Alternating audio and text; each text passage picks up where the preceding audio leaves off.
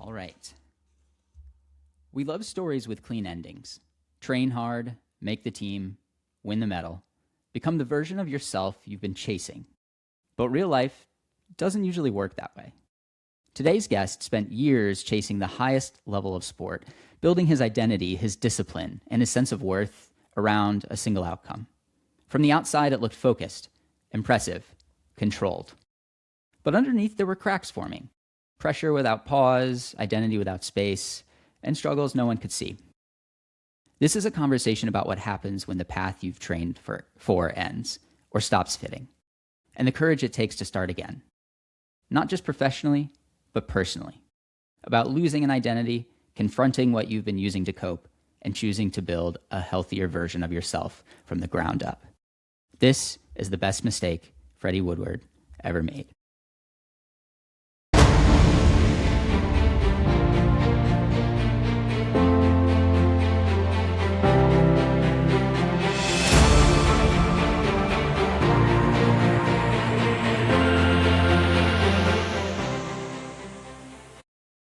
Well, thanks so much for joining us, Freddie. We're excited to have you.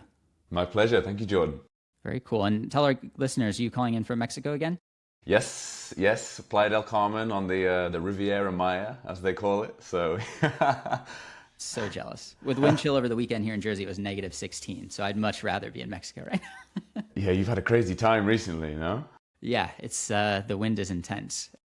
You know, c'est la vie at times. That's it. Well, even here it's been cold, actually. Okay. Like, relatively. Yeah, I was going to say define cold. Yeah, 19, 20 degrees. Yeah, I'm Celsius. bad at the conversion, though. Same. It's all right. Either way, it's cold here, a little cooler there, but still probably manageable. Very much. Though I'll be in Mexico in a couple of weeks. Yeah. Very cool. Well, we appreciate you taking some time. Just brief background on you. Would love to kind of hear your quick 30-second self-pitch too, but former Olympic diver, did competitive diving, presumably from a kid, all the way up until the 2018 Rio Olympics. And nice timing right now with the Winter Olympics, I suppose, going on in Italy. And then made a switch, for the most part, out of competitive diving into, would you consider the entertainment diving? How would you, what's the kind of descriptor you would use for that part of your journey? Yeah, I mean, I just describe myself as then went from a competitor to a performer. But I guess I was still performing anyway. But that's the way I said it. Yep. I like it. Very cool. And now you've kind of, I don't want to say left diving, that sounds so permanent, but you've transitioned into doing a lot of other really cool things, podcasting, mentorship, coaching sessions, starting some, of your own entrepreneurial efforts. Really cool career so far. Well, thank you. Yes, I mean, cool in a way. Things right now feel, kind of crazy, kind of all over the place. I've been dealing with, as you've kind of enlightened to a little bit already, dealing with the issues of transition, with sport being so all-consuming. And I think actually you already make a good point about, cool.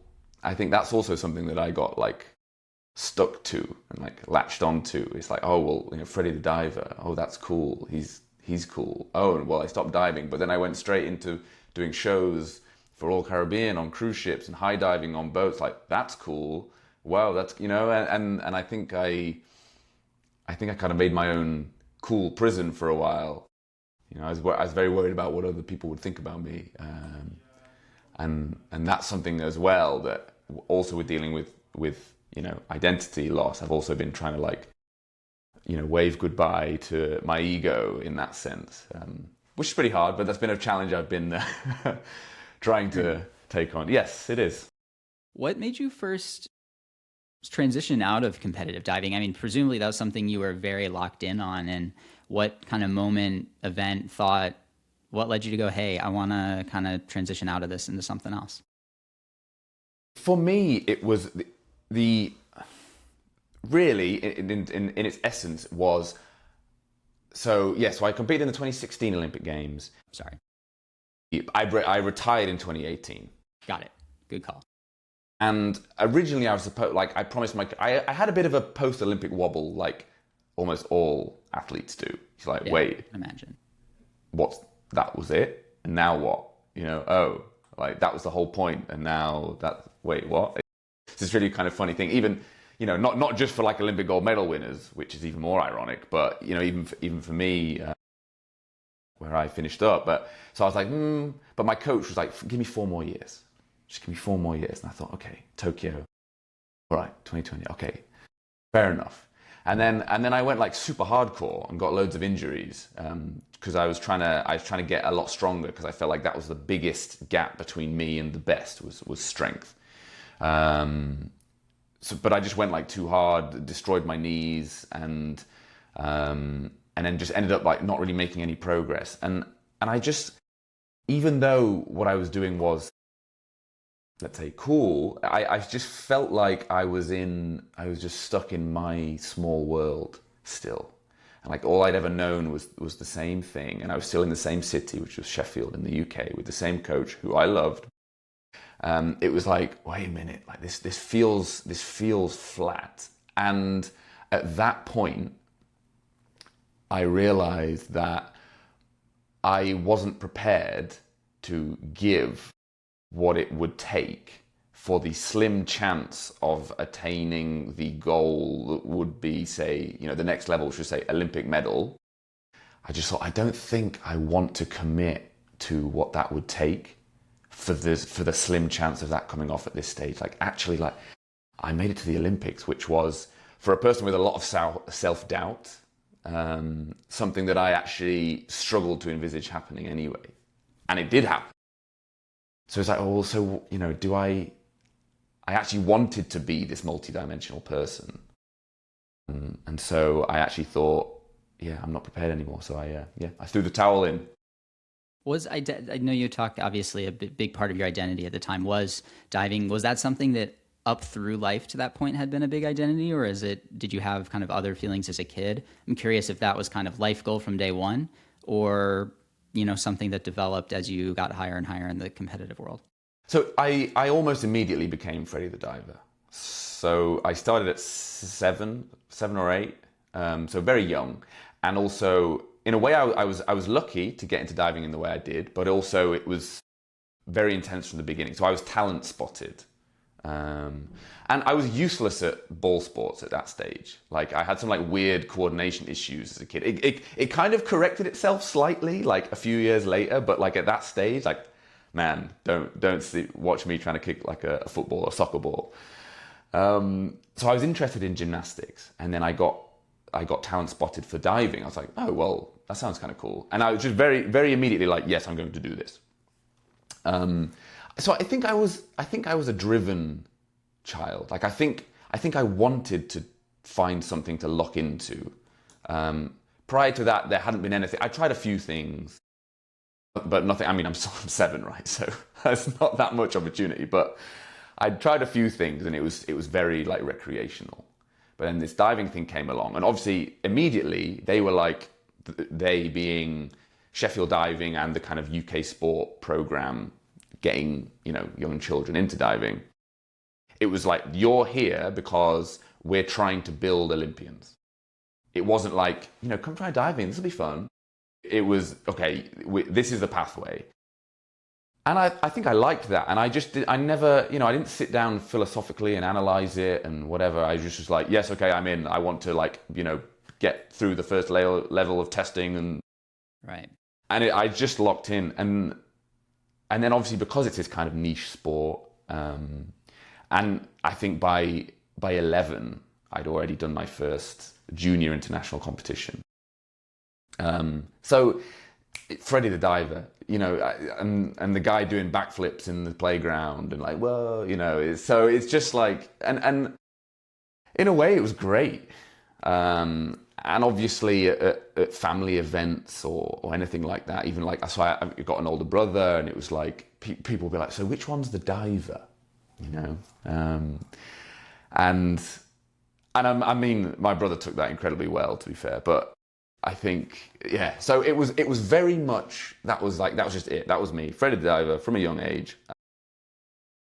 But I think, but what I also realized like relatively recently was I also had this like vision as a young kid that like there was this kind of like perfect like triangle of skills. So to be like an accomplished person, you need to be like excellent at a sport, excellent at an instrument, and then like highly proficient in another language. I don't know where I got this from, but this was like my thing. But then I didn't, until maybe 18, 19, I didn't do anything really about the other two. So, and I say this to basically highlight the fact that I think there was always a part of me that wanted to be, or loved the idea of being a bit of a polymath. I think just naturally, and I wanted to like have lots of experience and be well-rounded. I think I had this idea, but then I got locked into this like diving path, but then wasn't sure what to do about it. And I remember clearly in this one, I was filling out some questionnaire. Yeah. And I was like 18 or 19. It was like, what are your hobbies? I was like trying to just like, I was like, God, give me anything. Like I dive, like, but what else do I do? Can I watch movies? Like, that's not a hobby. Like, gosh, I like music. Yeah, everyone does, And I was like, I sometimes I throw a frisbee in the park with my friends. Can I write that? Like, I was really like desperate. And so I found things like that quite challenging. And I think maybe that's also kind of what pushed me to want to retire. But then at the same time, I carried on diving, for another 6 years. Yeah, I was going to say, it was kind of a like limbo phase between the two. You went into the kind of outside of competition. Did you,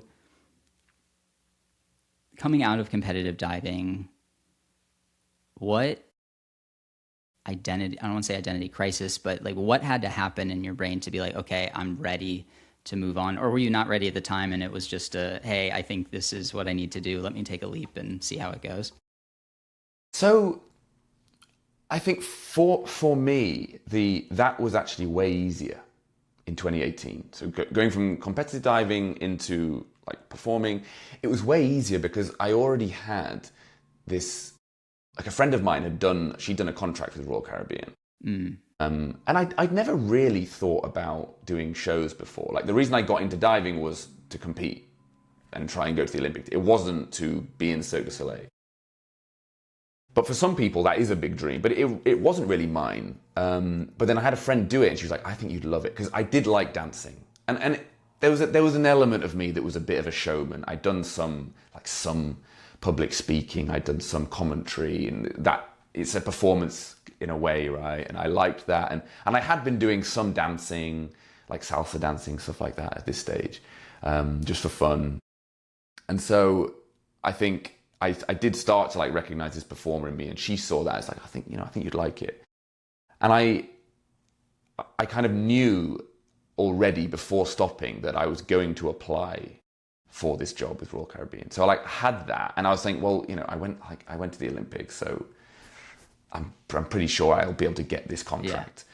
Yeah. So I was pretty confident in that. So I did my last event, and it wasn't the best, but I had a good result in 2017, like despite all the injuries. So I was like, okay, I'm happy with that. I went to the Olympics. Like, I was like, I think I'm more than happy with that. And then I went I think I retired in July, and by October I was in Miami in a rehearsal studio, like wow, So it very quickly got into this new job that was super exciting again, and it was cool. So like, people following my Instagram were like, what? Like, what's Fred doing? Let's say, or this was my idea anyway. And so I didn't really deal with it, if that makes sense. Honestly, that transition was quite easy, and I actually loved going from competitor to performer. I really enjoyed going from this very like purely kind of ego and self-driven thing of sport, which isn't a problem, but it's like all about me. It's like me doing well for me. And in diving, we don't even have a team. Yes, there's synchro, so that's different, and I liked that, but it's an individual pursuit primarily. And suddenly, then I'm in this team where it's a collaborative effort, and it's about entertainment, as you said. It's about the applause of an audience, so I'm diving for the entertainment of others within a team. And if I make a huge mistake, there's another show, right? It's not like, oh, you failed and you have to wait 4 more years to get your shot again. So I loved that. So I think I didn't really have much of an issue. And I think that's what's made the last 18 months, 2 years particularly difficult, because I kind of just kicked the can down the road, I think, in terms of my identity crisis, rather than dealing with it back in 2018. And I think but I also think that some of my mindset wasn't in a good place whilst I was on the ship, because I was very good at the job. The money was pretty good. It wasn't crazy, but it was pretty good. But we didn't pay tax. We didn't pay bills other than Wi-Fi.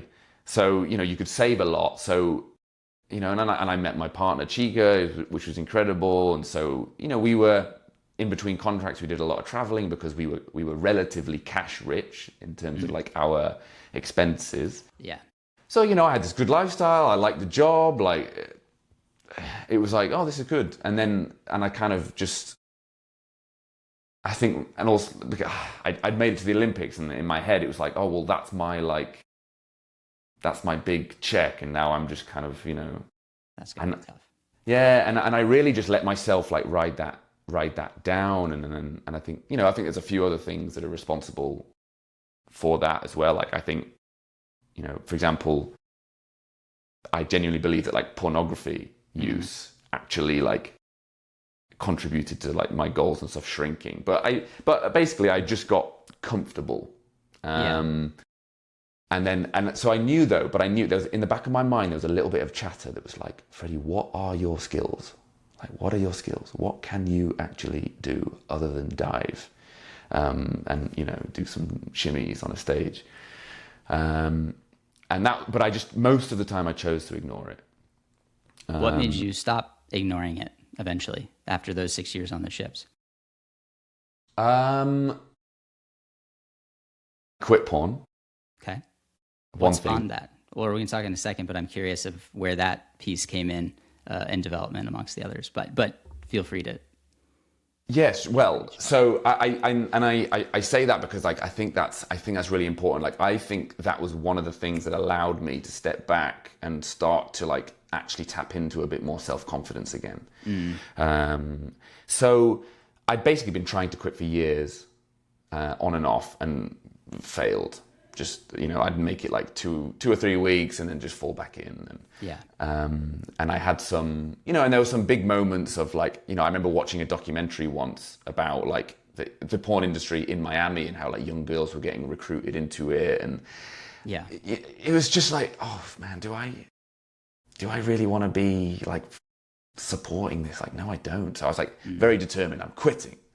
I think I went 6 weeks, and then I watched again, and the shame I felt when I watched again was just so big. I was like, this is bad. Like, I really have to do something about this. I can't like keep living like this, really. So yeah, and then I found some literature online, and I did a bit of and I finally started a bit of a self-improvement journey, which I hadn't been doing as an athlete, ironically. And then it took a bit of trial and error, but I still, around this time, during my last contract, is when I started. So at the beginning of my last contract for Royal Caribbean, I quit, but I went about 6 months, and I did relapse like in the middle of the contract. I had a lot of stress, like I didn't fully understand everything, so I did fall back in, but then I quickly stopped it again and went another 6 months. But because I'd gone like, big chunks of time, that had finally, 6 weeks isn't enough to really start to like feel the difference, feel the momentum. Whereas like 6 months is. And I just felt, I just started to then realize that I needed to grow as a person. And that I wasn't, and I felt more confidence. I felt more power. My relationship improved. I was giving her like more of my energy, and I think in that moment, maybe it's also timed with maturity, but I just started to let go also of some of like caring about what people thought. I really cared about that for most of my life. I was like always like the nice guy, people pleaser, absolutely. And I finally started to let go of that. stopped just saying yes to everything, like, you know, stopped going to parties on the ship because, you know, it's a very like party environment because, you know, you're all stuck on this boat, right? Like, what else do you do? So, and it's fun, like in your early 20s, but So I think it was just like all of that kind of started to work together, and then also, you know, some things happened in the contract that I wasn't a big fan of in terms of the way things were ran, and just feeling like I'm kind of powerless here, like I'm just, you know, a cog in the machine of this big company that I admire and I'm grateful for because of like what they do, the fact that they have aqua shows on a boat, like what? And is this what I want to be for my whole life? Like, I actually don't think so. So yeah, all of that just suddenly then, it was like, okay, so we're actually not happy with the work right now. And I'd already been starting to feel these things. And actually it was my partner, Chica, as well. She was like, once we left the ship, she was like, we're done. This is our life. And I was like, wait, really? Are you sure? But then five days later, I was like, yeah. But we had no plan. Yeah. we were just like, okay, we're done. Like, now what? That had to have felt hard at the time, at least for a few days after that realization, or just the operationalization of stopping. Well, I think it was hard, but also I think it was also, the primary feeling was liberating. Because I also think there's phases of going through like new projects and ideas, right? Where I think in the initial phase it's like that, like what do you call it? It's optimism, but it's like ignorant optimism, and then it kind of turns to pessimism almost, and you realize, oh wait, this isn't actually what I thought it was, and then you hit a low, and then you start to sort of climb out the realistic side. There'll be a very nice, succinct way of saying that, but I think that's what I felt in the beginning. It was like, oh, okay. And I read one of the first books actually that I'd been ignoring for years, but I got home from this contract, just like to my mum's place in the UK. Chico was in Japan. We were going to meet somewhere, but we hadn't decided where. But we just went to our respective countries. I was like, okay, I'll start a new book. And it was Think and Grow Rich. Great one. Great one. But I'd been ignoring it for years. And the title put me off, like Think and Grow Rich. And being British, and like we're not good at talking about money and thinking about money. So it was like, But I read it, and I just immediately, I was like, and it felt like actually a bit of a timing thing. It felt like this kind of perfect moment. Like I read that in the absolute right moment to change my life. And it has changed my life, but I think in the early stages it was this like optimistic, like we can do anything. And if I just think about, you know, money or whatever, like we can, within a year, like we'll have our own, you know, business doing this, and like life's gonna be great, blah, blah, blah.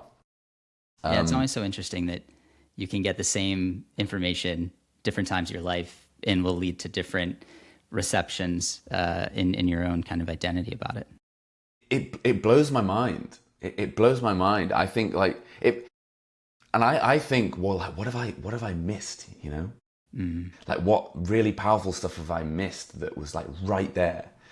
And yeah, and sometimes I find that hard thinking about that. Maybe with, you know, with certain coaching things or trying to help other people. It's like, you know, what if it's just not the right moment for them? But you're like, but maybe this is so powerful, you know, I wish you could see this. But yeah, the human experience. I do want to talk about in a few minutes how the coaching aspect has developed over time as you work on a lot of men's health and different other topics now. Before we go there, I'm curious about, so in quitting the use of porn, you know, over the 6 months or however long the contract was that it kind of started, regardless of whether you've been feeling it and thinking about it ahead of time, obviously. But I'm curious, do you find, well, in today's day and age, I feel like everyone under 35 is probably even 40. Like that's a almost commonly accepted part of culture now, which is interesting compared to how it was, you know, 10 years ago, 20 years ago. And I'm sure a lot of that's just availability. Yes. But I'm curious, do you find any of the same fears around any type of like social media use or other ways? Because like I'm just curious on like, because they're all to some extent dopamine hits to the brain, and I'm curious of how you see other ones that might not be pornographic or explicit in that way, but still, you know, use a lot of attention, easy to get in scrolling cycles, whatever it might be. I'm just curious of how you see those two in relation, or maybe different. No, I think they're completely related. I think easy or cheap dopamine is incredibly dangerous. It's so dangerous, and I think particularly for young people, and you can see it. You know, and it was me as well. Like I had this bad relationship with social media when I was younger for some negative things that happened to me, but also just this feeling of you know. But I remember between contracts in particular, like just again with maybe, you know, that shrinking confidence or whatever. Not sure what I'm doing. Like, what am I building? I don't know what. Now that I'm not performing right now, what's my purpose? Not sure. So what do I do? Nothing. 3 hours have gone by, and it's like, God, that just hollow, empty feeling is the worst. So I think they're very closely related. But personally, I think the porn side of things is more dangerous and needs to be talked about more, because I think the message around social media is, first of all, more common. It's like everyone knows, like, oh, well, yeah, reels aren't really good for me. We should all take it more seriously, but I still think it's easy to attack Mark Zuckerberg, Elon Musk, right? Right. And, yeah. And for good reason, but, you know, it's like they're easy targets. But porn is so difficult to talk about. There's so many extra layers to this, and so that makes it a challenge. And also the fact that porn taps into dopamine, but from a sexual point of view, I just think it has this potency to it that is particularly problematic, and for so many reasons. Like all the problems with social media, like it takes your energy, it takes your focus, it takes your motivation, it makes you compare yourself to others. You know, these sorts of things. Well, porn does all of that, and it takes your like self-respect. It affects your relationships. It makes you objectify people, and I could just probably go on and on and on. So there's this extra layer of things, but that most of it we don't even realize. Like when I was trying to quit porn, I knew that it was taking my time, and I didn't like the way it made me feel. And I knew that probably like maybe there was like an energy level to it, but I didn't quite understand that until I like stopped. And I was like, whoa, it's really affecting my energy, and how much it was affecting my brain, like the way I was viewing women.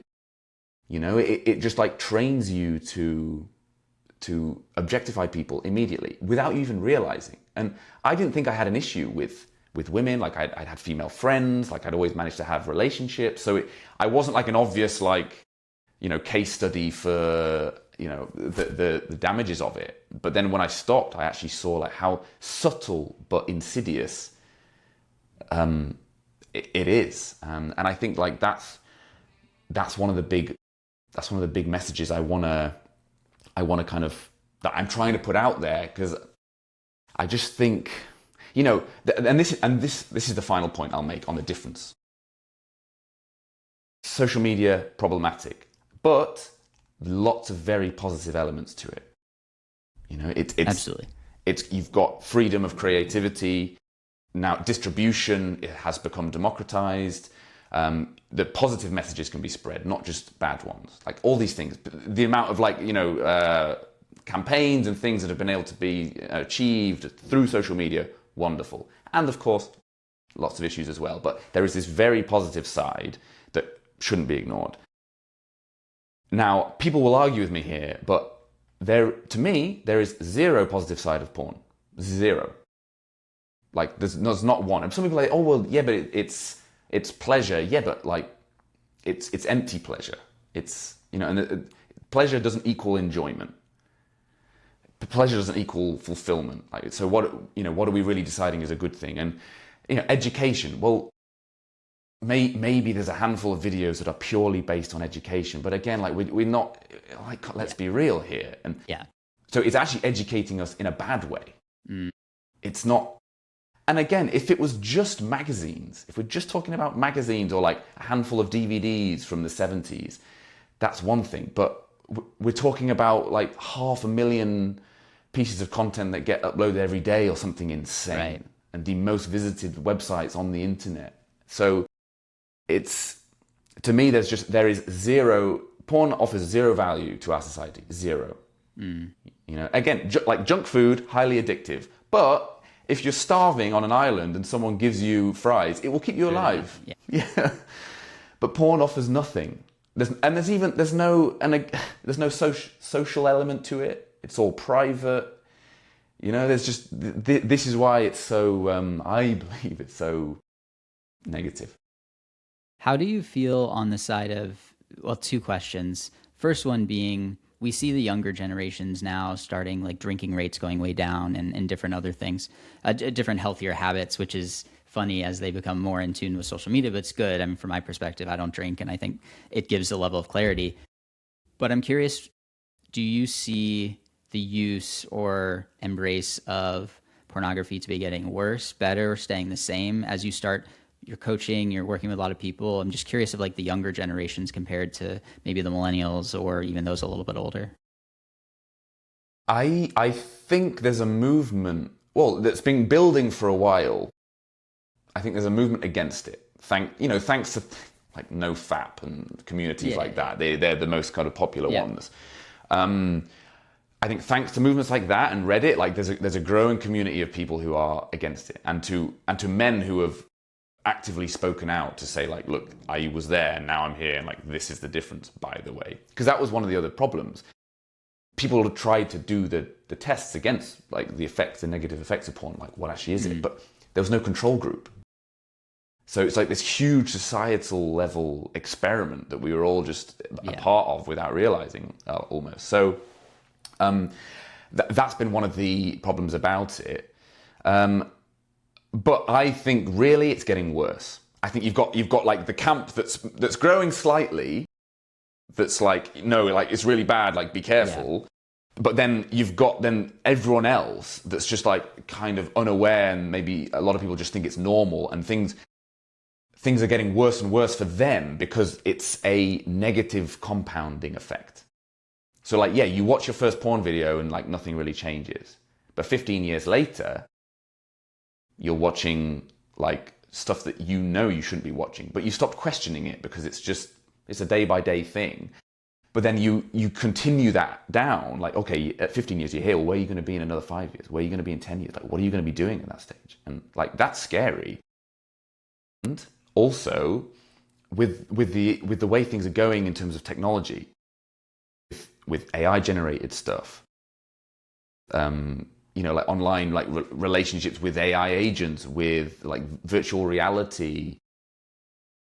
I don't know, with robots, like, do you know what I mean? Like, where are we going? Like, that's only going to get more intense. If high speed internet porn was addictive, like, and technology keeps improving, and you have the same issue of accessibility, novelty, like, to me, it's, high-speed internet porn is harmful enough, but it's important to like get off this train now because like where, like, I know when you've, sorry to make this a little bit like explicit, but when you've got sex robots that are like your slave, do you know what I mean? Like, that sounds like, maybe to some people that sounds like, oh, that just could be the best thing ever, but it's concerning in its own way, for sure. Yeah. And I just see like, and I just think so many people, men in particular, but women also, men in particular, it's like we're just on this path towards that without realizing. Like, you don't see that it's a big problem. Like, but if you saw the difference between the 12-year-old you just before watching the first video, and then like the 32-year-old you, or even the 24-year-old you, like, or even 17, like, you'd be like, wait a minute, that's that's a big difference actually. And like, and you just, and because it's a day by day thing, you don't notice the changes, and you stop questioning, or you purposefully ignore the warning signs and the reality of stuff going on. And it's just, yeah, that's just, to me, it's just concerning. Makes sense, especially with the rise of OnlyFans and a lot of just different widely available ways. And then you have a bunch of people making money off of it themselves. You know, it's a self-perpetuating, unfortunate cycle. I'm curious as a last point, and then I do want to get into your coaching and kind of what you've been up to over the last 6 months, is it makes me think about even just TV and film, right? The most recent show that was super popular was Heated Rivalry, which had, I don't know if you've seen it or not, but has had plenty of explicit scenes in it. And you see it more and more, obviously, in movies and TV shows and things like that. And I don't know where I stand on it. I'm just curious if you feel like that even is a subtle nudge towards more explicit things or more use of things like porn, or do you think people are able to differentiate and know one is a film and not necessarily drive them to the other? So firstly, I think OnlyFans is one of the most successful businesses ever, in terms of its like profit to, and still private, so making all kinds. Exactly. So I think that actually in itself answers your previous question. A lot shorter than I managed to answer it. And then with so with the next part, I lost my trail of thought. You're good. All good. We're just curious if you saw that the normalization of some of the explicitness just outside of quote unquote porn. Yes. So there's a couple of things here that I don't believe that in itself is the problem. And for example, people who, when I'm coaching people, and the goal is to never watch porn again, yes. But if you watch a film and there's some scene in it, or you watch the Heated Rivalry or what it's called. Yeah, just a random example. Yeah, that's not a problem. The problem is the behavior of feeling an urge, wanting to relieve it, searching for something, and then acting out on it, right? That's the problem. That's what you're reinforcing. But the issue with it is that, yes, I think the primary problem is that it's conditioning us to believe that sex and climax is the most important thing we can do, particularly as men. We need it. It's the best thing. It's the coolest thing. And I don't want to sound like a prude. Real, and this is part of the issue, right, with this, because I'm very pro sex, right? And it's an incredible thing. Sex isn't bad. Sex is wonderful when it's about connection with another person, or even potentially people, if that is what you're absolutely certain you align with, that's fine. But yeah, that's when it's positive, when it's about real experience connection, and you can go to places that otherwise you've not been able to go to. But I think when it's in society, we just have this, I think, again, particularly as men, I thought this, I thought sex at all costs is cool. And that's the goal. That's the goal, numbers, if you're not having sex, you're not cool. If you're not, what was the point if it didn't end in climax? These just terrible ideas. And those kind of TV shows and the sexualization of everything, I think, contributes to that mindset. And then you add that with porn. It's so sex is the most important thing. And then just watching porn, it just creates this really negative cycle. But for me now, now that I feel like I've been able to work on myself and taken a step back, I'm less worried about that stuff for me. I can ignore it. My algorithm, it used to be full of, sexy women, right? Yeah. It's not anymore. If I showed you my phone, it's just social media, business advice, maybe some workout stuff, travel, food. So it's you actually, people complain about the algorithm as well, but you have the power.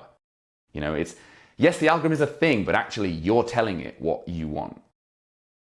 is the reality of it. So I think it's a problem when people aren't like younger me I wasn't educated, I didn't understand, I was just caught up in it all, and then it just led me to to like a version of me that actually like wasn't I wasn't satisfied with. You talked about the, especially, I don't say vulnerable is the wrong word, but men kind of fall prey to it frequently. Mm-hmm. I'm curious, as you've gotten into coaching, what is the most common thing that people are coming to you with, for life coaching, fitness coaching, however you might describe it. I'm just curious of what that landscape looks like now that you've opened up to try and share your template for success, or at least improved livelihood to others. So the biggest thing for me has been, maybe the biggest impactful thing, is that I've had a lot of men tell me now that they've told me things that they've never told anyone else. And that hit home. And I can totally relate to it. It's all, in a sense, it's also therapy for me, because by creating that space, I'm also giving myself the opportunity to be open about it. But that really hit home, and you just think, gosh, that is as men, like that is a problem we have, isn't it? To be completely open and honest about like what we're really struggling with. And I just think, particularly from say a pornography point of view, it's completely ubiquitous. But there's going to be so many people that have an issue with it. They've been dealing with stuff, but they've never probably uttered a word of their feelings of shame, or other than like jokes around like, a bit of post-nut clarity, let's say. But we've like, but that's just the way it is, right? Hey. So I think that's what really hit home to me, is that how, as men in particular, because women are way better at this. Again, it's not like a completely solved problem, I'm sure, but as men, we have to be more vulnerable, be more open and honest, and share our feelings more. And it almost sounds cliche or trite to say, but like that's not weakness, right? It is strength, and I think we owe that to all of ourselves. And what pushed you to the point where you could have that experience and realization yourself? Because it sounds like maybe when you were diving initially, you weren't as maybe mentally open to that type of thought process. I'm just curious, were there other things on top of kind of the porn side of things, or, the injuries? What kind of helped get you there to the point where at least you were willing to receive that information, let alone actually act on it? I think self-development is, again, maybe an overused term, I don't know, and it has some maybe some negative connotations, but it's so important. I think having a growth mindset, and again, that's overused, but to me that's so crucial. And I think that's maybe that single idea changed my life the most. The idea that every single day we have an opportunity to get better. And it's actually our responsibility to do that. And, versus the younger me of I did my big thing. I made it to the Olympic Games. And now I'm just sort of trying to find a nice steady middle class income that will just keep me going. Like what? Even that's fine in itself if that's what you want to do. But then what else do you want to do? It's not. Of course, it's not all about money. It's all sorts of things. But I just think this idea that we have to be better, and we can always be better. It's not, 55-year-old Freddie. Maybe it's going to the Olympic Games isn't an option. That sporting chapter is behind me now, from a high-level competitive point of view. That's behind me. But take that and what I'm learning and all this other stuff. What can I achieve in the future? It's my absolute goal now to continue to do things that I'm more proud of than making it to the Olympic Games. Because I feel now I'm in a place where I'm going to be able to build stuff that I wanted to, and it was purely created by me, and that it's all part of the journey. But like, I'm a better person now than I was when I was 21 in competing in Rio. Like, I'm a way better person. Is what I'm doing now less sexy? Yes. But do I care? No. You know, it's like I'm just more content with that. So I think just maybe working on yourself and meditating, you know, things like this, like, it's crucial. It's so crucial. And then I think once you understand that, and you see that, like, I don't know, I almost see that actually, like, maybe my purpose in life is just to keep getting better. You know, to be kind to people. Great purpose. To be kind and to keep improving. Like that's I think that's my kind of north star, really, of life in general. And that, I think, thinking like that has changed my life.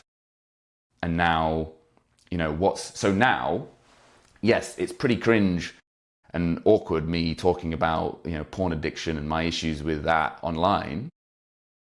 And I know there are times when I wake up in the middle of the night like, fuck, what have you done? Why couldn't you have just continued to talk about athlete identity only? You know, that would have been fine, and that would have been a good problem for you to solve, Freddie. Like, why did you have to do this?